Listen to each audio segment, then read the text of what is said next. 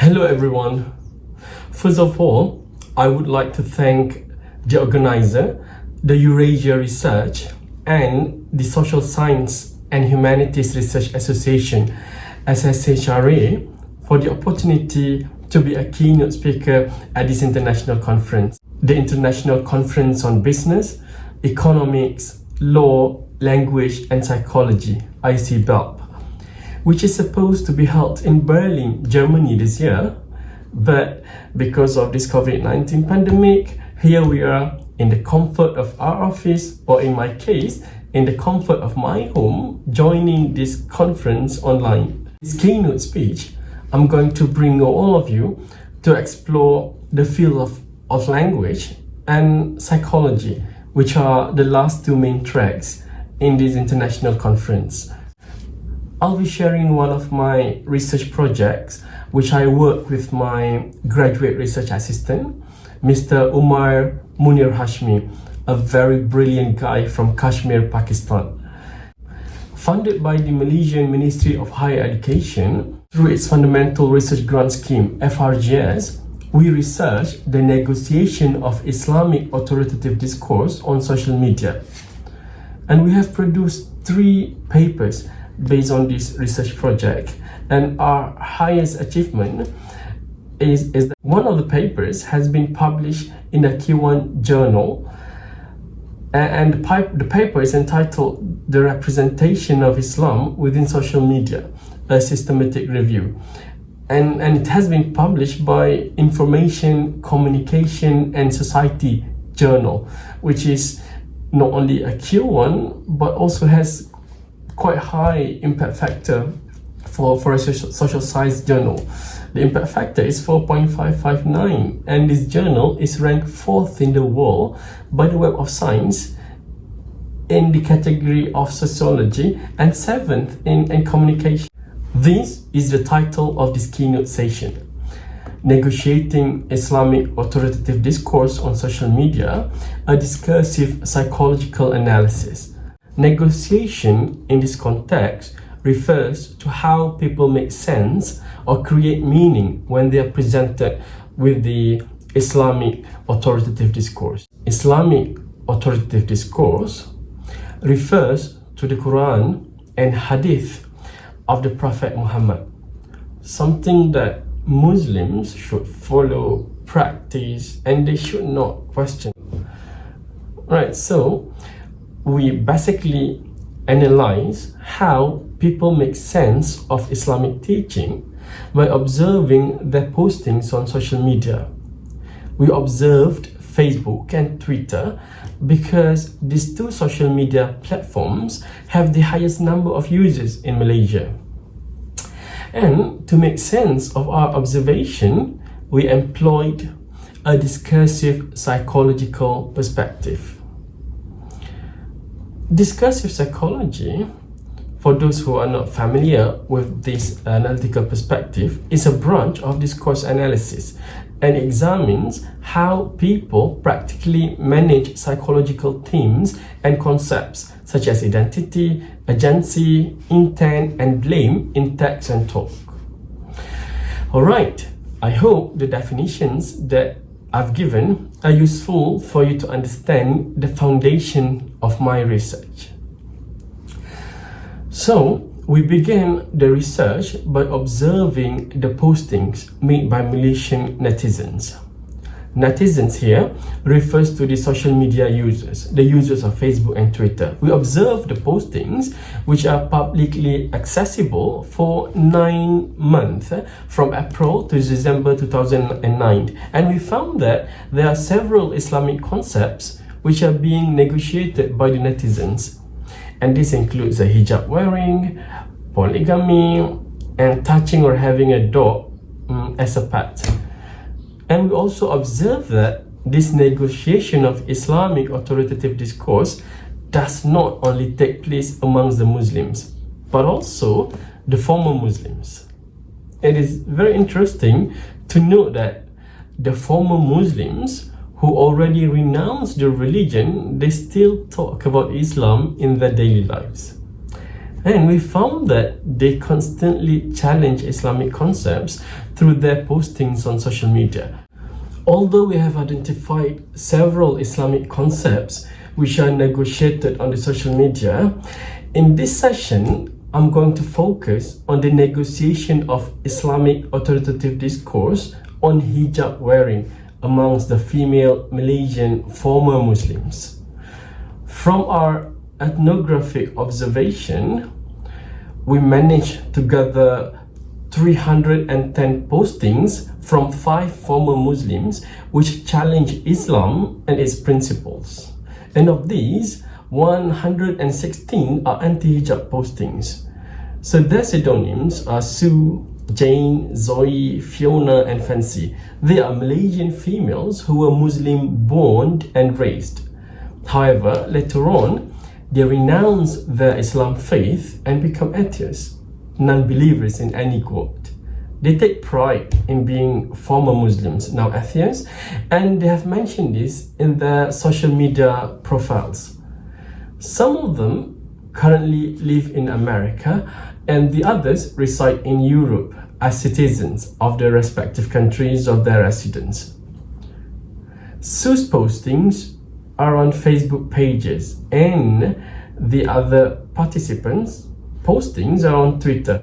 Employing discursive psychology as our analytic lens, we focus on the discursive devices used by the participants and we interpret the content of their postings based on these devices. 9 discursive devices emerge as we analyze the postings.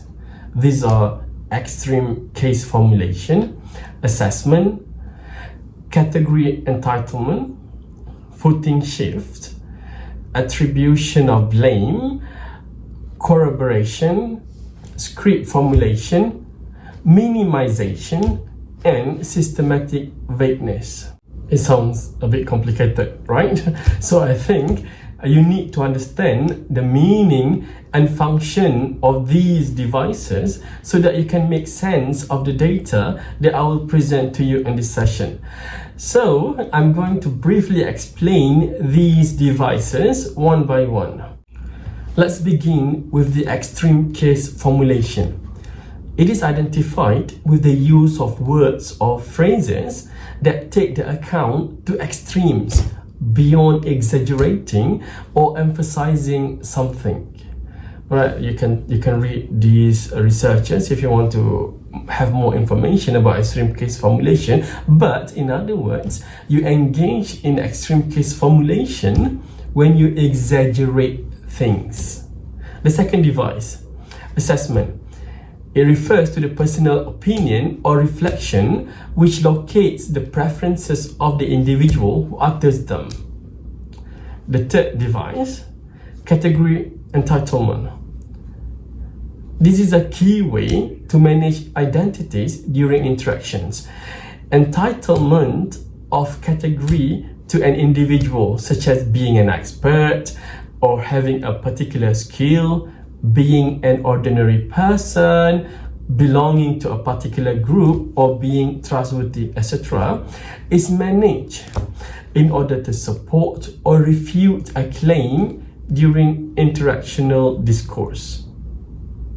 Right, let's move on to the fourth device, which is footing shift.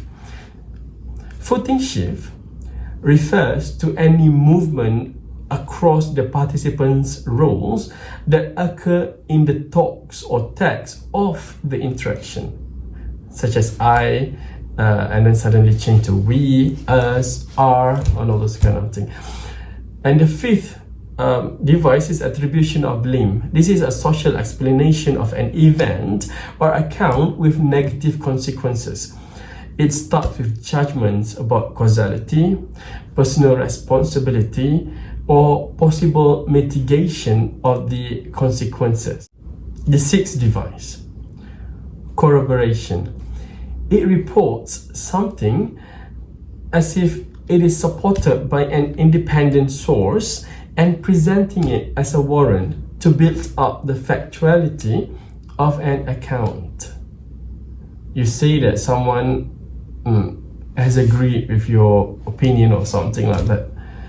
And the seventh device is the script formulation. This is a description that presents a behavior or event as if it regularly or frequently occurs. And often it is used in interaction to normalize particular behavior by showing it to be a regular or frequent, hence it is a normal occurrence. The eighth device is minimization.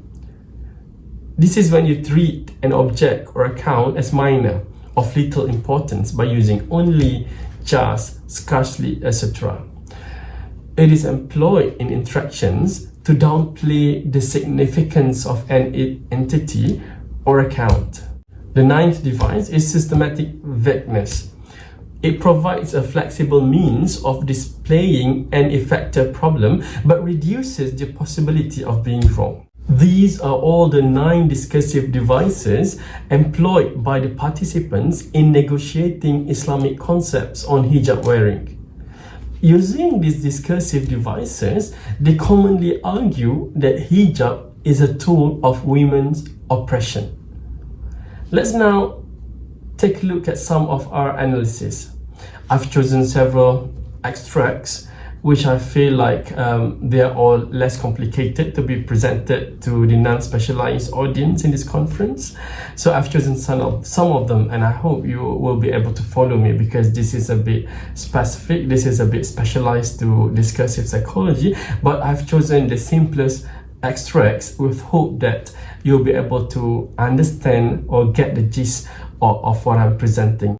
Alright, so let's look at the extract 1. Let's read it together.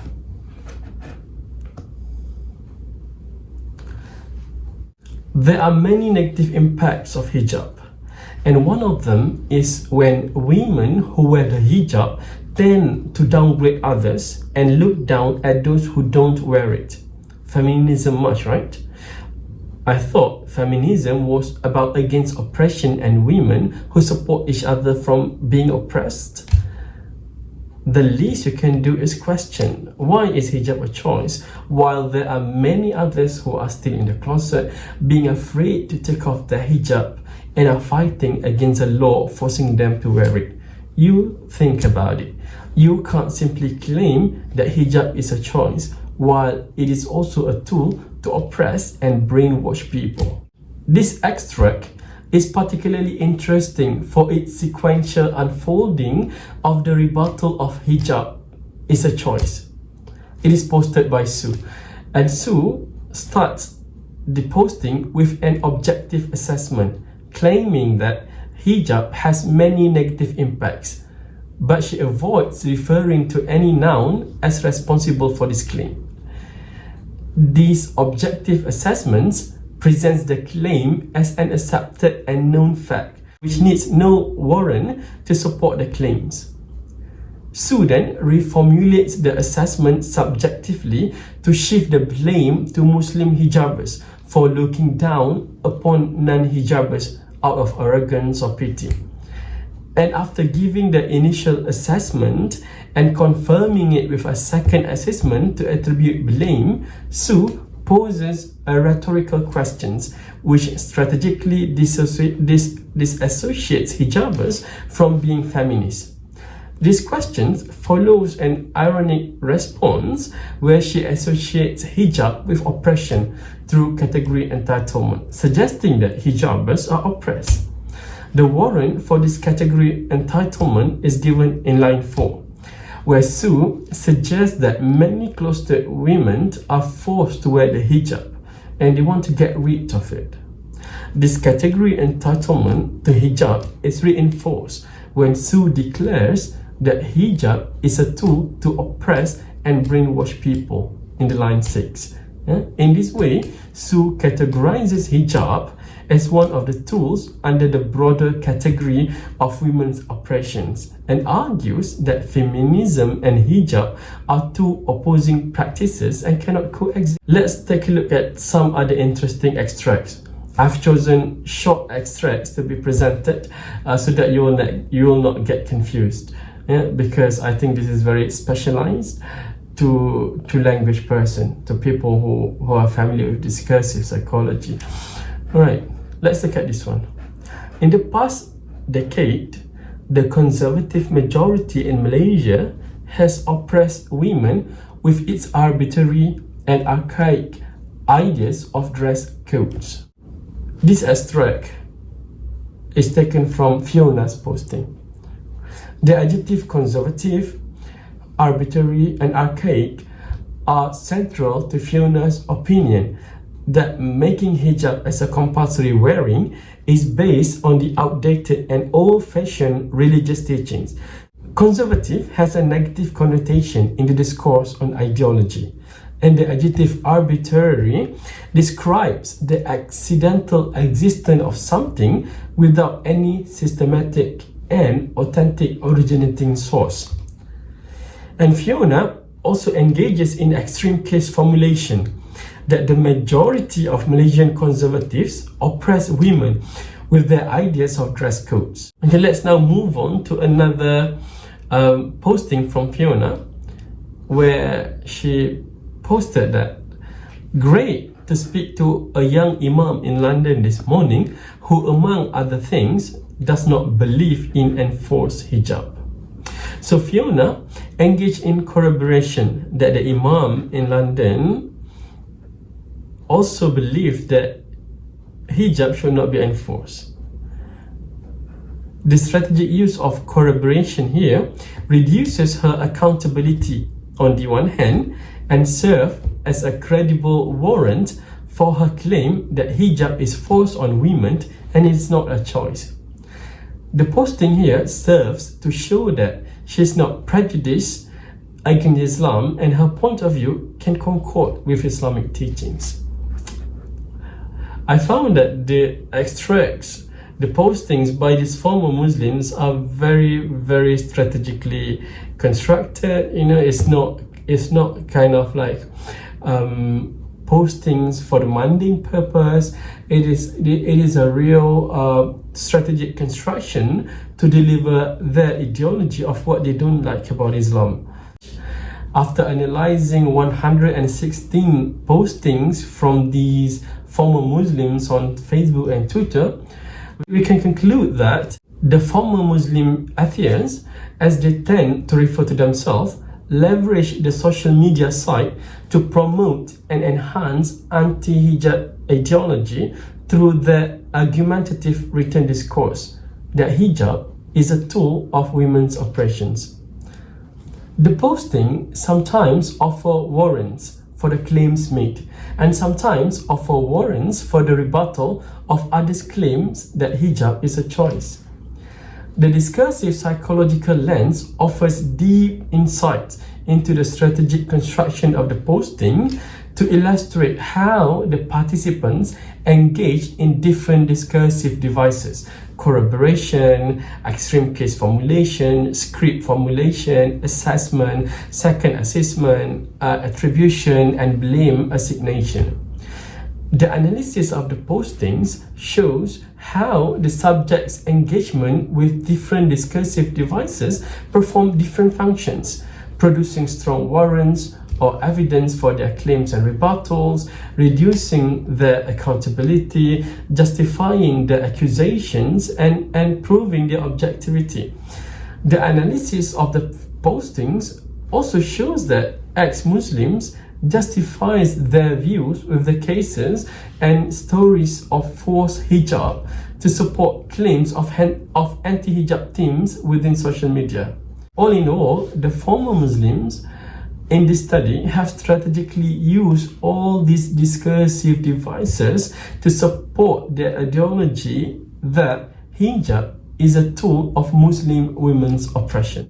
That's all for this presentation, and thank you.